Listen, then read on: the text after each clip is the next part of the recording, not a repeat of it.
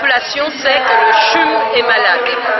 Et c'est vrai qu'on a entendu à la radio, dans le courant, à la fin du premier trimestre, le directeur annonçait que 35 millions, 40 millions ont été débloqués pour aider le CHUM. Et donc, c'est vrai que l'État a décidé de débloquer 353 millions d'euros sur 4 ans. Mais cette somme qui sera débloquée sur 4 ans, elle rend nos conditions de travail difficiles. J'explique. L'hôpital est en faillite. L'hôpital a des dettes. Il a un déficit extrêmement important.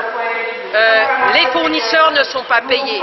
Des collègues qui partent à la retraite ne sont pas remplacés. Des collègues qui sont en congé de maternité ne sont pas remplacés.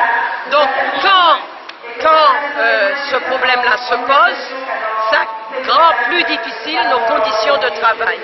Et donc, nous estimons qu'il faut agir pour changer cela.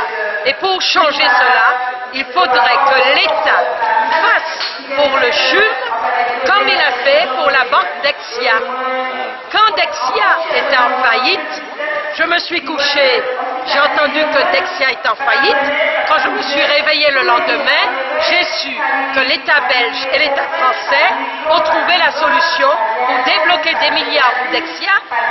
Ils ont même fait plus. Ils ont bloqué tout le déficit de Dexia sur un autre organisme. Et Dexia continue à fleurir. Donc, ce que l'État sait faire pour Dexia, il doit le faire aussi pour l'hôpital public qui n'est pas un établissement privé. Et alors, donc, c'est-à-dire, nous exigeons que les 353 millions d'euros de dette soient débloqués en un seul coup, sans condition, de telle sorte qu'on puisse retrouver des conditions dignes de travail à l'hôpital, qu'on soit fiers de travailler à l'hôpital et qu'on puisse continuer à donner des soins qui puissent être améliorés pour la population.